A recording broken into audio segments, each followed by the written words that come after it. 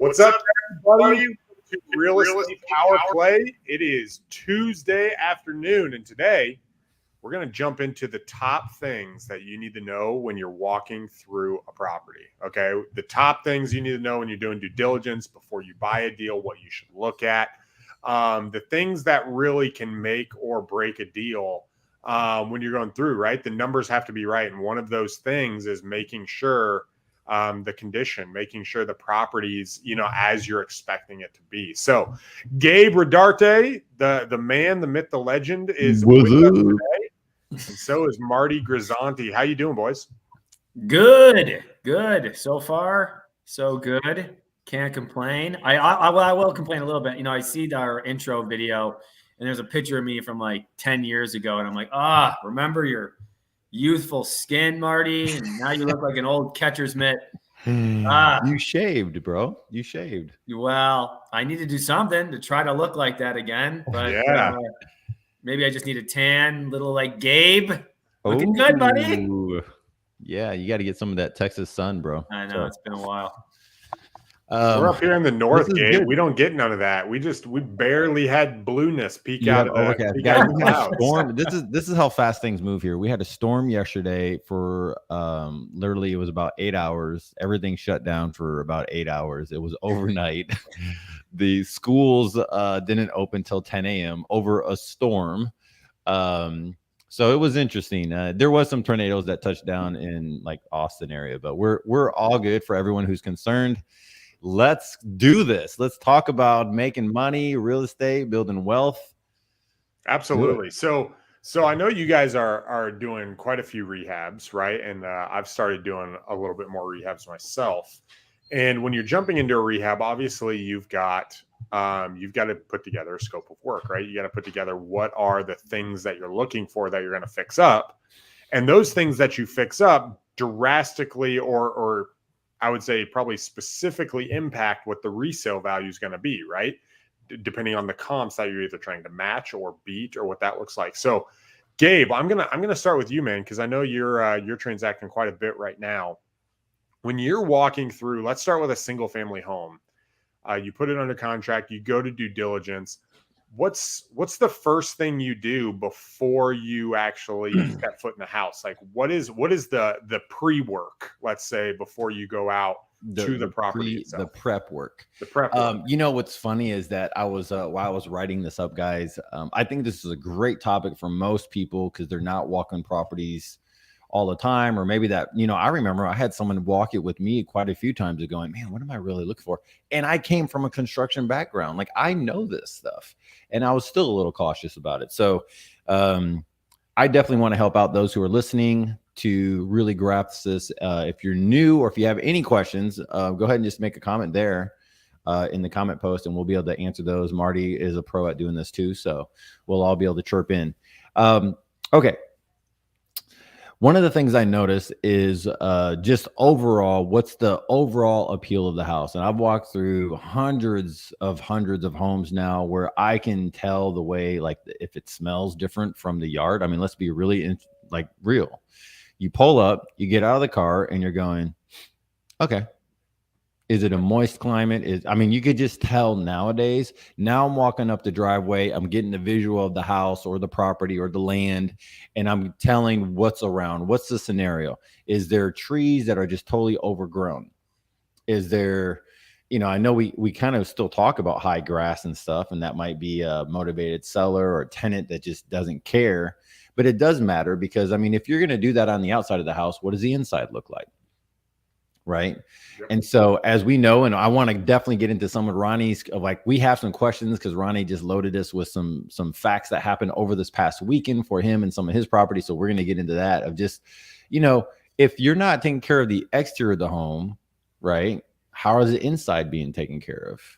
Right? Or how is some of the paneling being taken care of, or the landscaping, or was there wood rot over there that no one really cared about because the exterior is just kind of like, it's hard work. I don't have a saw. I don't have anybody to come do this, or I'm not handy.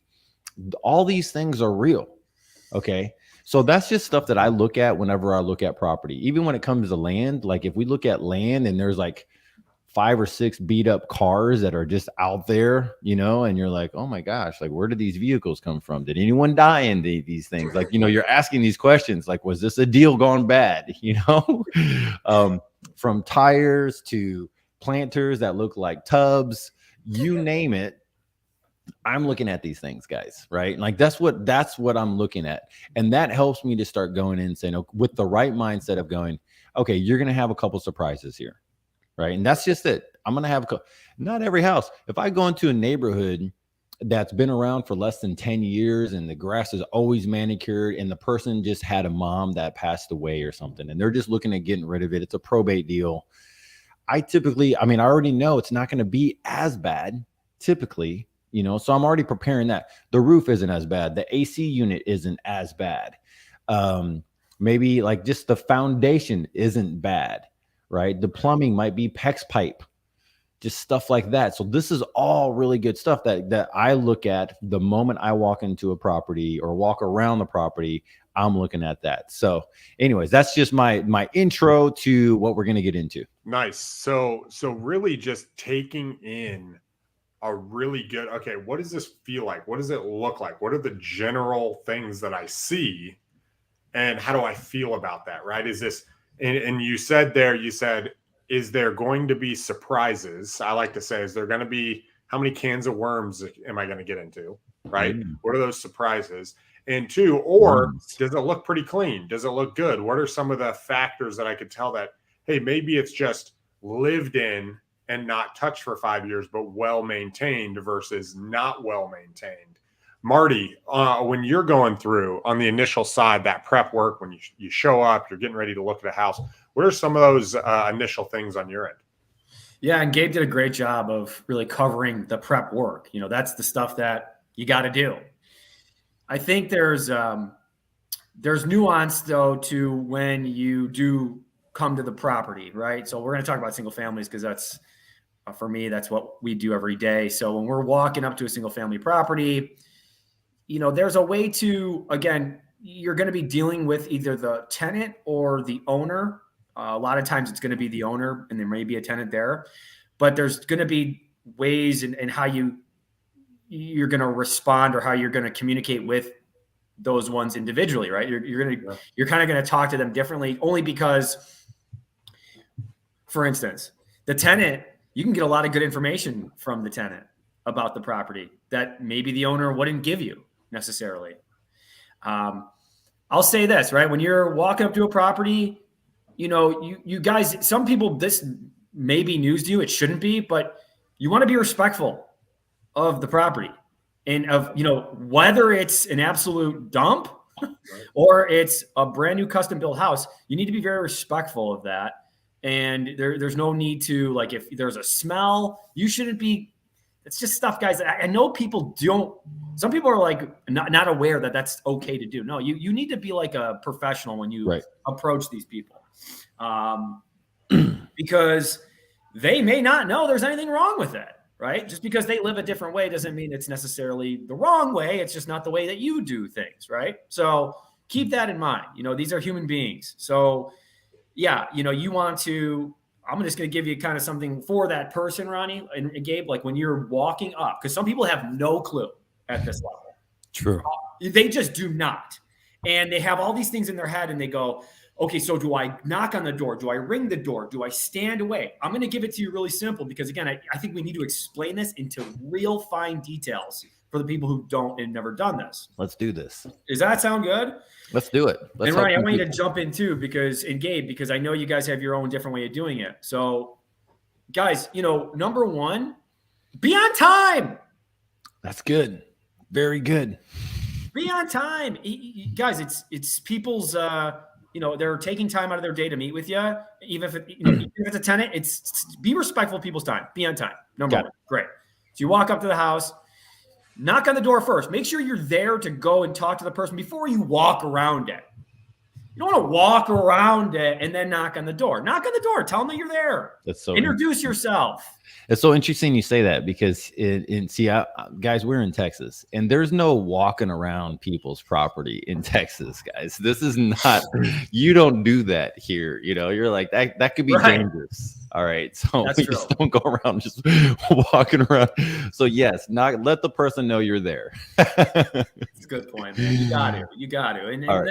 And then just make sure you let them know who you are, what you do, right? That you're there for the appointment, or, introduce yourself, shake their hand, look them in the eye.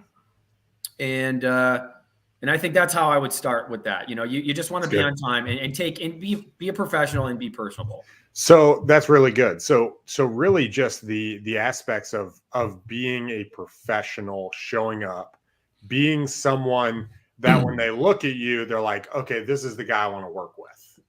Bingo. Really, right? Because it's an impression. Even if you've already got a contract, there's a really big impression that happens when you meet with them, right? When people there was people on, I can't remember where I saw it, but they were saying, what is the number one factor for people getting upgraded to first class when they're flying? And the number one factor that you would get upgraded to first class if there were seats available, like for free, was if you looked like you belonged in first class, right? Like if you showed up in pajamas and that, they wouldn't even offer it to you. But if you had like a suit on and you looked nice, and it looked tailored and you looked like a person who belonged, they would offer it to you if it was available. It's kind of the same thing. Dress appropriately for where you're going, right? And what I like to do is dress one step above, not two steps. Don't show up to a $50,000 house in a suit, okay? But maybe show up to that with, some nice jeans, a collar, right? Be one step ahead what you expect the people to be, and it comes across as professional. You don't want to come across as being like, oh, you're that guy. But being one step ahead of whatever that clientele expects. And it's pretty easy. I judge it based on price point, right? Depending on the price point is depending on how I'm going to show up in my costume per se that I show up wearing. So the next step. So you're coming in, you've done the prep work. You get the general overview of the house, what it looks like. How do you guys know? Like, do you guys just look at what's wrong with the property? Are you guys comparing maybe the current condition or the current layout to another property you're trying to make yours similar to? Like when you walk around and you're like putting together, this is what I'm going to do on the property, right? This is the work. How do you guys manage that, right? Like when you're walking through, I just did a rehab, for instance, in Galesburg here in Michigan. And, we walked in, it looked really, really nice, right? You walk in there, they just bought the house 4 years ago or 5 years ago. They were going through a divorce. There was some things here or there that were wrong, and the paint color, and, there's purple walls. And for the most part, the house was pretty nice. The cabinets were fairly new.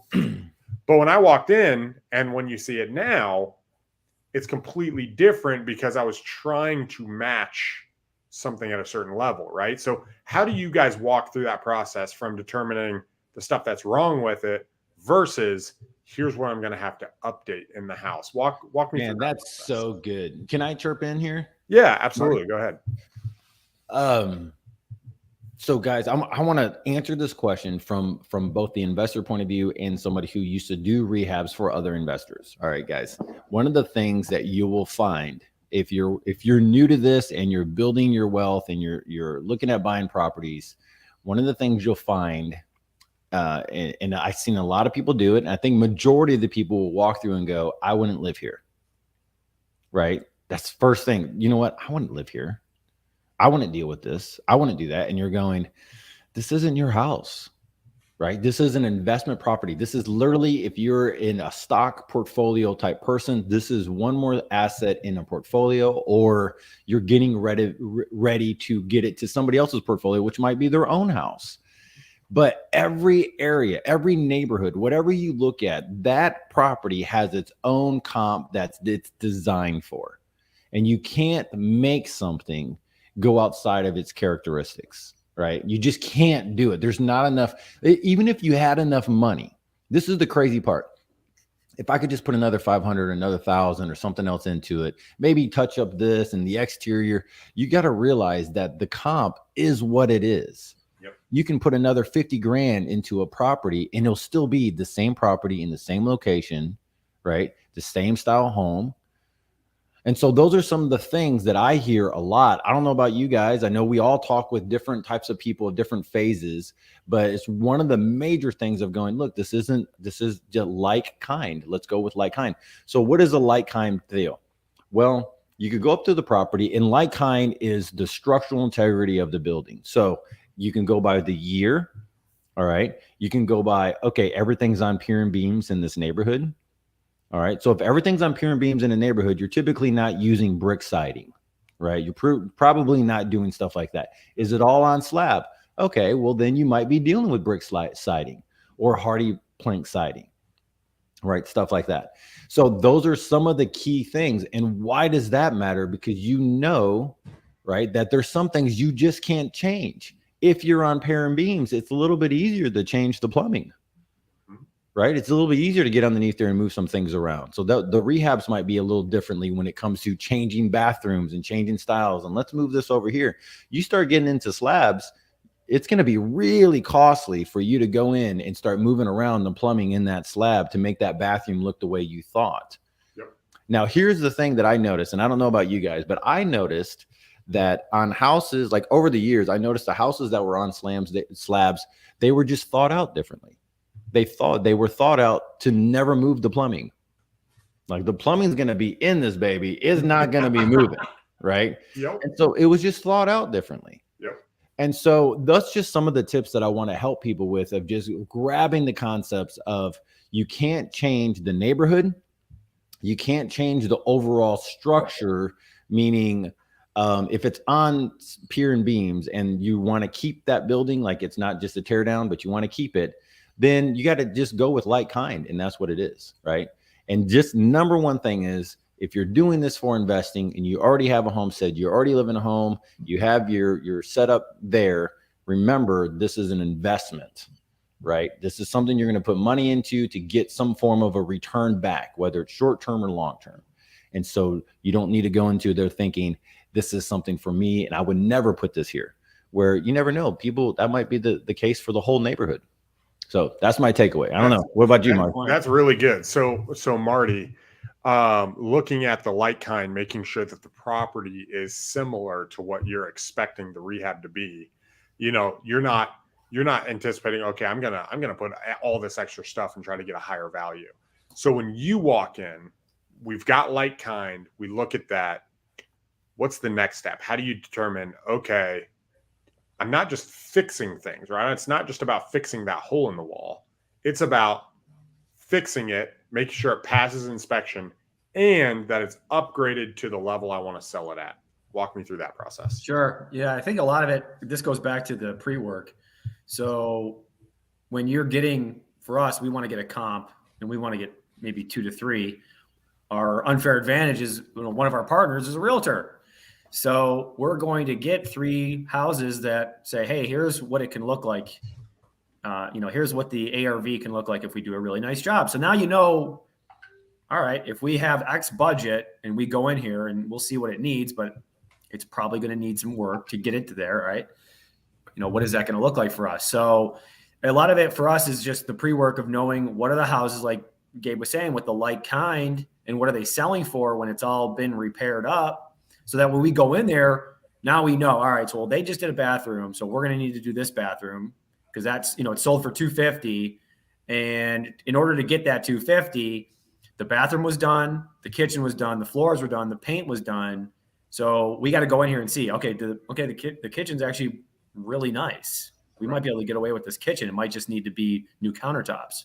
So the cabinets are fine, just maybe repainted. So there's a lot of nuance for us because we're going to be flipping these, right? So you really need to do the work in order to get that number. You can't get away with maybe just some paint like on like a rental. So keep that in mind when you're looking at the property. Know what are you going to do with this? You have to have an idea. Like if you're going to flip it, well then remember that you got to do it. You really got to do it the right way in order to get that 250, to get that number that you're looking for. But if you're thinking about, like Gabe said, if you're going to be renting it, you may not need to do the granite countertops, right? If it's just going to be something you're renting. So, it's just something that you got to be clear on as soon as you walk in, what it's going to be. I will say this though. We looked at one yesterday, or my partner Matt did. I wasn't able to get there, but you'll never be able to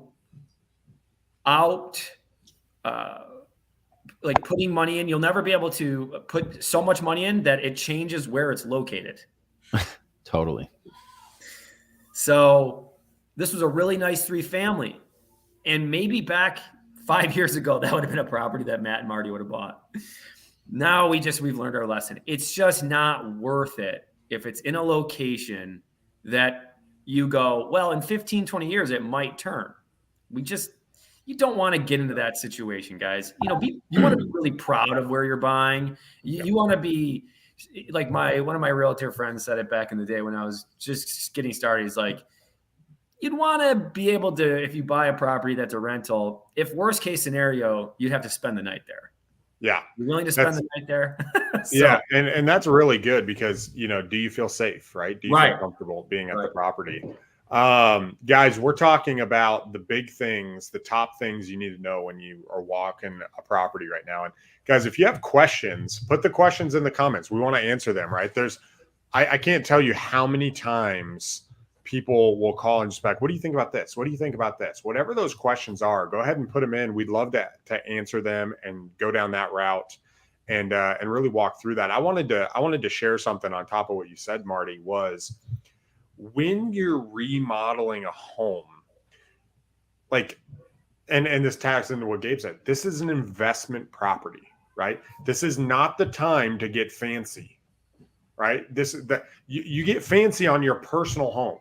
Okay, when you have a personal thing, and I have a custom bookshelf right here next to me, not the one behind me, but the one next to me. Okay, like that's when you get fancy. But when you are remodeling a home to try to get an ARV or try to get a price point, literally find that comp, and if it's got yellow cabinets, you have yellow cabinets, right? If it's got alabaster walls, you have alabaster walls. If it's got, new appliances, you put new appliances in. And if it doesn't, then don't do it, right? Then don't worry about it. If it's got no stove and it's sold for blank and you're trying to get blank, then don't put a stove in. And I think that a lot of us try to get fancy. I know I do. I know the temptation is, oh man, that would be really cool. Oh, it would be really cool. I'll give you an example. I put a barn door in this one I just finished. Now, I would not have put a barn door in a normal rehab. The reason why I put a barn door is because I bought the wrong style barn door for my personal house. I didn't get a big enough one and we stained it before we realized it. And so I was like, oh, you know what? We could throw this in a rehab, right? And normally you're not going to add those fancy elements to a property. You're going to try to match exactly what that ARV was. And here's the things. When people walk through a house, number one, the best thing you can do is really granite countertops, right? If you put granite, that's one of the most eye-catching, attractive things you can do is add granite. But people walk through, they look at the kitchen and they look at the master bath first, right? Those are the big hot items. Anything else that you guys think, or when you're thinking about the kitchen or master bathroom or any other area that you guys focus on, what do you do to make it pop? What do you do to make it stand out? Do you do you add a little bit extra? Do you have like a signature? I know some people have like, hey, we put blank into all of our properties to add a unique. Gabe, I'll start with you. What do you think, man? Yeah, so here's a couple things I want to add for people who are looking at investing, and this sounds like we're going to go towards the rehab side of it, where you're looking to make some money. Okay, now on all of our flips, no matter what we do, even if it's rentals, we have granite countertops on pretty much everything we have, unless it's just in a place where it just never fits. But almost every one of our units has granite. So just kind of give you guys perspective. But let's go into this part. We're talking about the kitchen and we're talking about the bathroom. We're talking about things that just have to happen. And one of the things that I have done, I know Marty does, and Ronnie was mentioning your signature of what you do. There's two reasons why you want to do it. One of them, all right, is because you have your name print on there. Okay, this is what I like to have in all of my properties. Right. It makes you feel good about your property. I mean, it's not like you have to do dump houses. You could do 500, 600, 700K houses, but you have certain things that you do like, I love this. And it could be something that has to do trend wise. Right. I know that there's some rehabbers, including myself. I mean, it's simple as all the shutoffs are brand new. I don't want old shutoffs in my homes. If I'm messing with them, when you already have to do plumbing, just change the shutoffs. It just makes things better, right? Especially when it comes to rentals. Number two, here's the reason why this is really, really important. If you're going to have a signature thing or you want something on all your units, it's the economy of scale, right? It's the fact of going, I don't have to question what's going in. If I'm going to do barn doors and the replacing sometimes you have like when you have those bifold pantry doors, those bifold pantries, like, you know what, forget the bifold. Let's do barn doors on all of them. Anything that we come across that has a bifold, barn doors instead. Great. Then that lets you know when you're walking into houses, I know what I'm going to do here. Right. And it helps you move through the property. Not that you're speeding through it as I'm talking to Mr. Ron or Mr. Marty, and Marty's talking to me about the property. I want to be able to have my mind know, I know what I'm going to do over there. But I want to be engaged in the relationship and the conversation if they're there on the property. Typically, that's what you're doing, is you're there to keep the relationship strong, not just to take photos of the house or the property, right? The same thing with bathrooms. You have a signature thing in the bathrooms. Why? Because you know what it's going to cost you, right? And you just kind of know, I'm going to do the same thing here as I did the last 5 units, or ask somebody, what have you been doing, Marty, that you signature your properties on? That just, people love it. Because here's the thing, and this is the cool thing. Marty he is partners with his realtor, right? I have 2 realtors that I really rely on that's in the Houston metro area. And I ask them all the time, what are you seeing in there that their clients, here's the key, their buyer clients are excited about, right? What are your buyer clients excited about, Marty? Well, for right now, it's barn doors. Okay, barn doors. That's what we need. If that's what you want to be excited about, let's do that. What else are you excited about?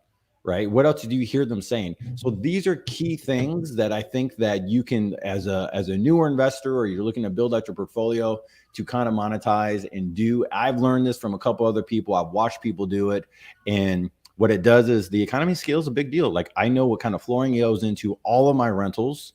I know what kind of countertop goes into all of the rentals, right? I know what goes. It just makes everything streamlined. And the team, the construction crew that works on it, they go, oh, this is one of Marty's properties. He's going to want this.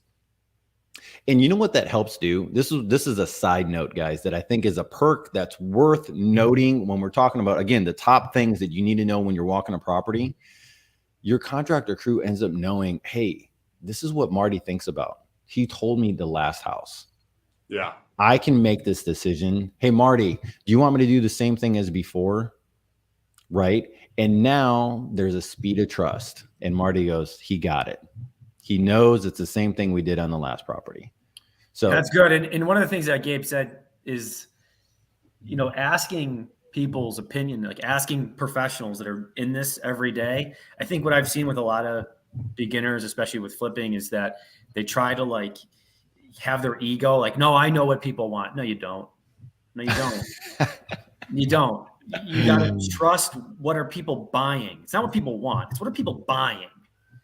That's what you want to have in your home. That's what you want to have in your flip or your investment property. What are people actually buying? It's cool to like something. And if I can add to that, on top of what are people buying, it's so easy to not understand the numbers. Even for me, to not understand what things are actually going to cost. And when you're walking through and you're making the decision of, oh, I'm going to put those doors in. Oh, I'm going to buy that flooring. Oh, you know what? In order to get the discount, I got to order a pallet, and I'm going to order both of them, even though it's going to cost me more for my next house so I can get the discount.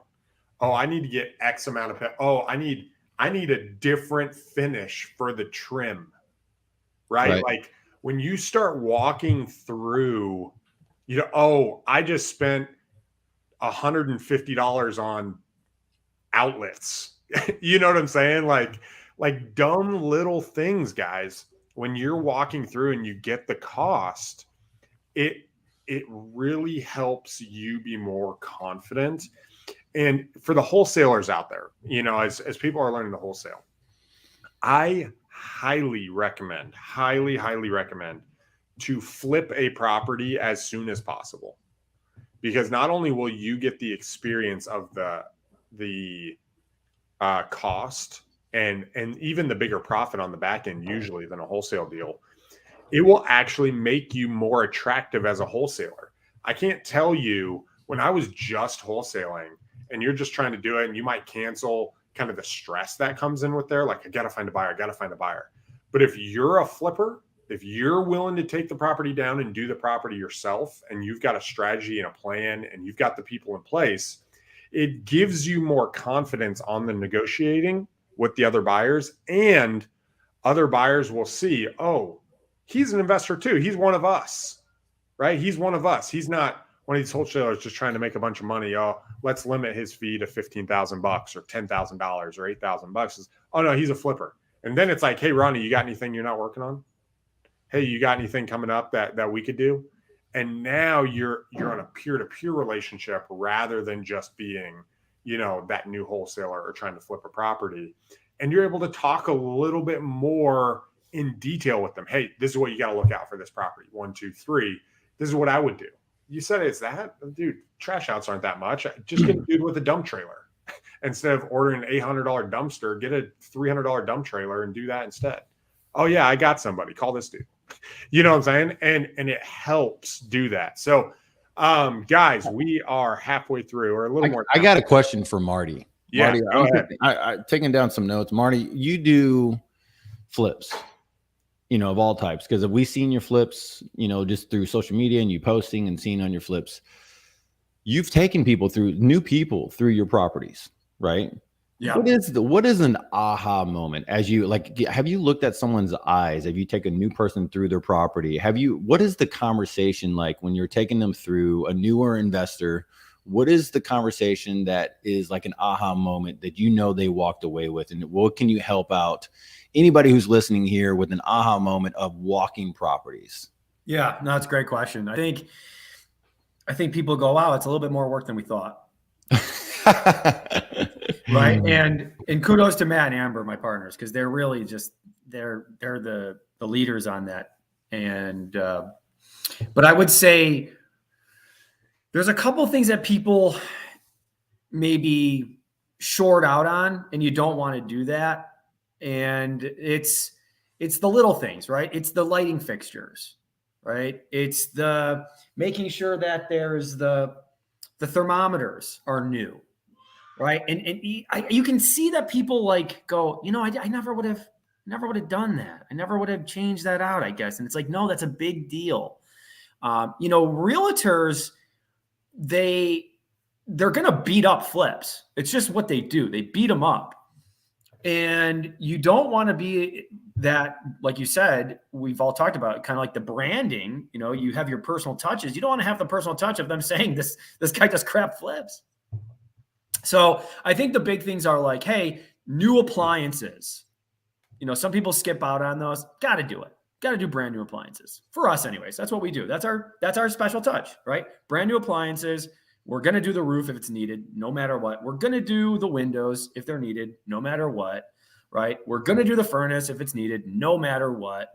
And we could go on and on because there's a lot. It's all of it, right? I think that's the thing. It's all of it. It's all necessary for you to get someone who goes, I don't want the house. I need the house. And I'm willing to go 60, 70, 80,000 over asking because this is, I know it's basically a custom redone house, remodeled.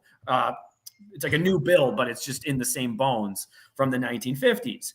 And that's what you want. You want people fighting over your house. And in order to do that, you got to do all the little things in order to get it. And I think that's a big deal. But yeah, walking people through it, I think they see that it's a lot more work than they think. It's not HGTV. It doesn't happen overnight.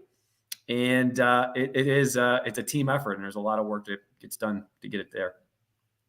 Dude, that's so good. That's so good.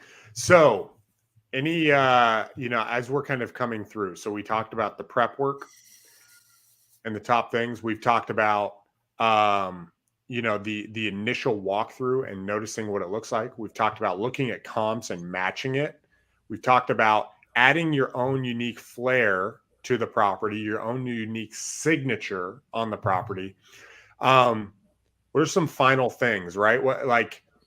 Think of when you come to the end of a project, right? When I just came to the end of this project, for instance, I'll just use my most recent. You come through, you do the final walkthrough, and there's 12 little things left. How do you take it from, okay, I started the project, I've gone through the project. How do I put the final cap on it that like we're done? What does that look like? Like what does that final punch? Like that final punch, right? Just right. getting it to the end. What does that look like for you guys?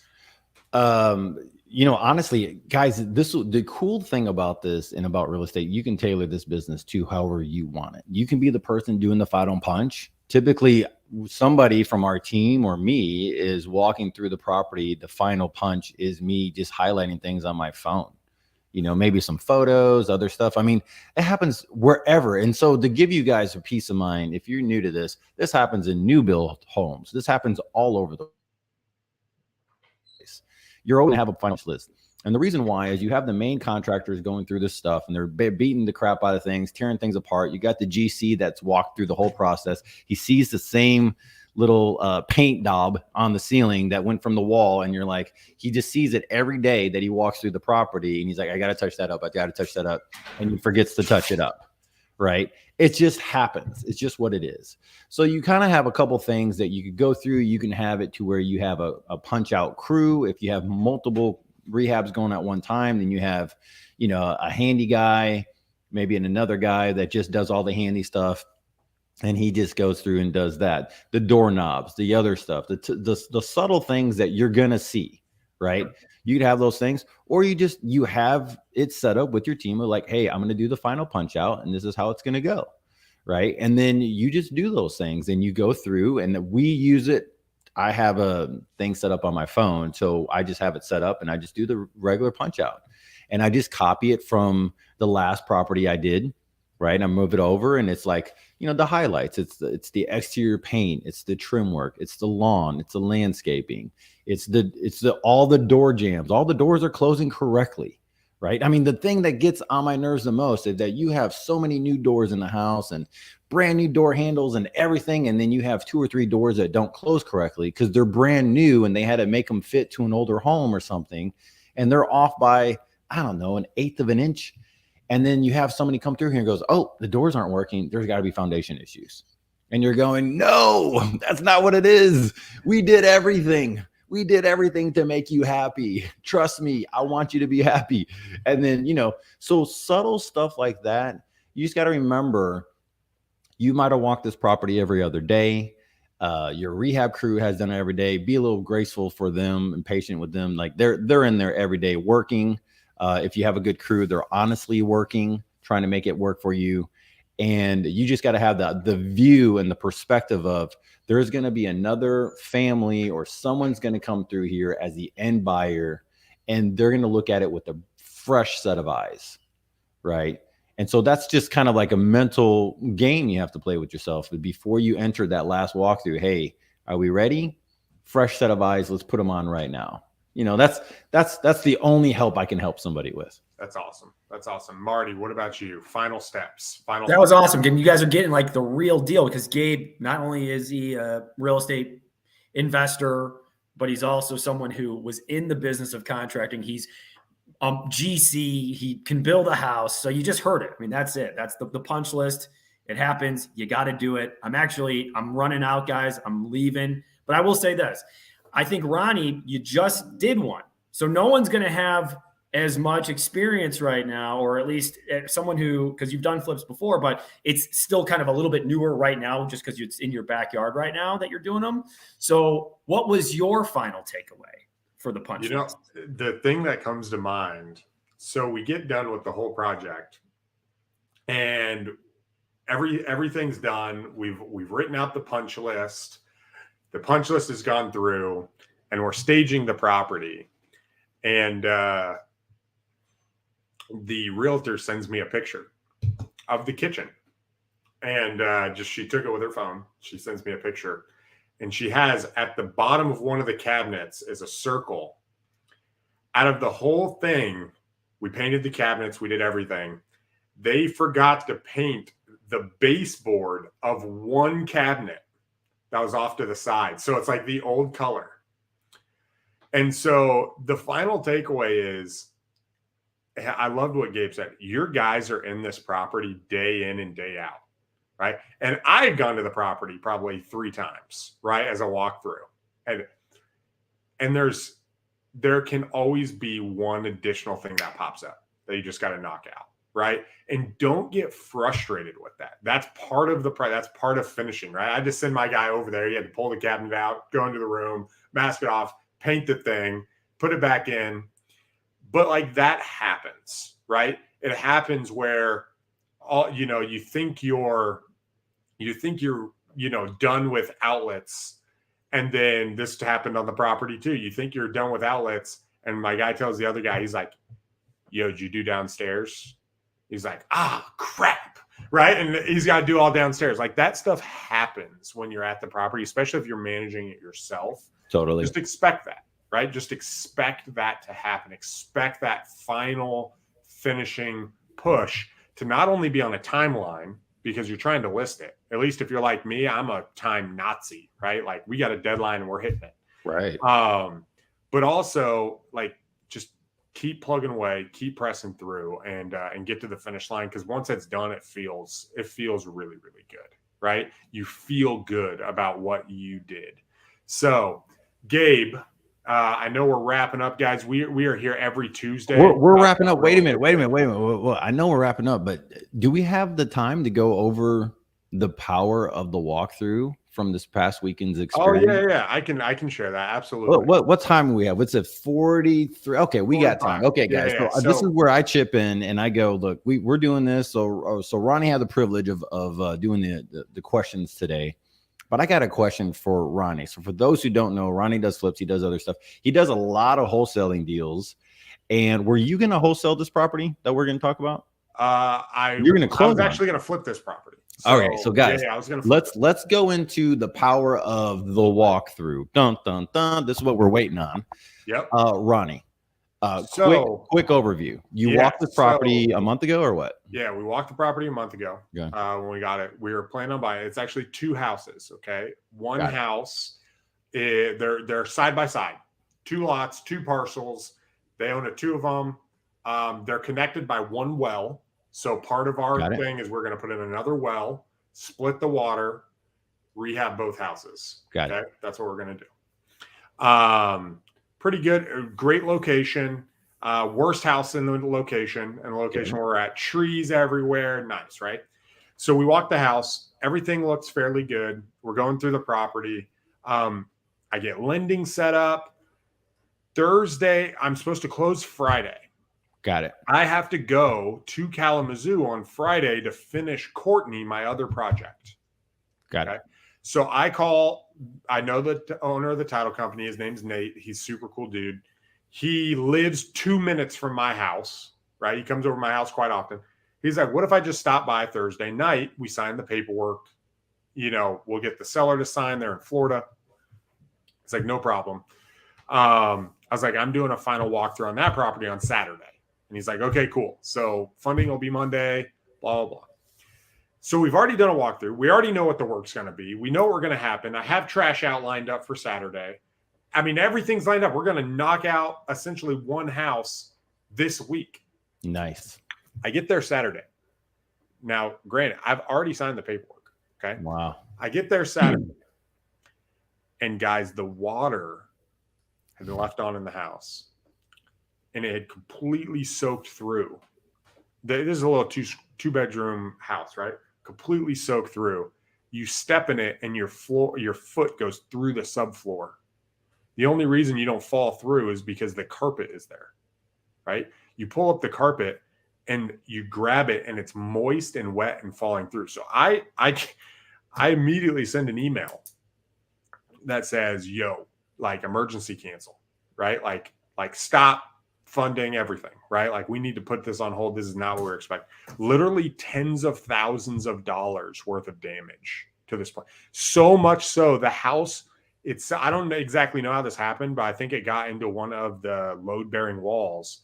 The house itself is like in the roof line, it's like leaning to the side from where it happened, right? Like literally terrible. And guys, this happened because I did a final walkthrough, right? Wow. I know we talked about due diligence on the front end, but if you don't walk through it right before if I would have funded that deal, we were talking about having to put a shop on it, like tearing it down and put a shop and combining the properties and selling them together to make the money. But that final walkthrough specifically is to verify everything you know to be true, especially if there's tenants involved. Wow. Right? To verify all of it. So that's what happened literally this last weekend on Saturday. It was really disappointing because I was expecting that to be with the two properties to be like $100,000 deal. Nice. But I would rather, I mean, it was like it was gonna be like an extra 30 or 40,000. It could have been more than that. Like it was really wow. Well, there you go, guys. That is a crazy story. That's like that. We need to put that on the thumbnail or something like that. The water filled up the house. Yep.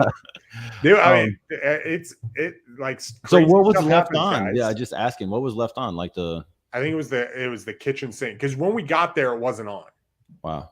So I think it was the actual so the neighbor. Long story short, the person in the house that lived there died. Mm-hmm. And it was the neighbor's grandpa or the tenant's dad, I think. And they were upset because we were buying the home. Right. And they didn't actually like the tenant either or the landlord either. And so my only thought is it was a disgruntled, like there's no way you do that on accident. Right. If it's coming from the sink, we've seen one. I've seen two of them before in mine, which is thank God. One was a laundry room, the spigot for the laundry room, the washer and dryer. The washer water was left on. It wasn't draining correctly. It was draining outside the wall. Yep. But that was a tiled house, like on all sides of the wall is all tiled. So I'm like, okay, so that was good. We just had to make sure that there was nothing, major issues there. There's another one, and this was like a $400,000, $450 ARV. Or we bought it for $450. I think we sold it for more now I think about it. But the what do you call the water spigot for the refrigerator? Yeah. The supply line? Yep. They pulled out the refrigerator and that supply line was still dripping and it just dripped. And that backed up to, we were planning on saving this really hand scraped wood flooring in the living room.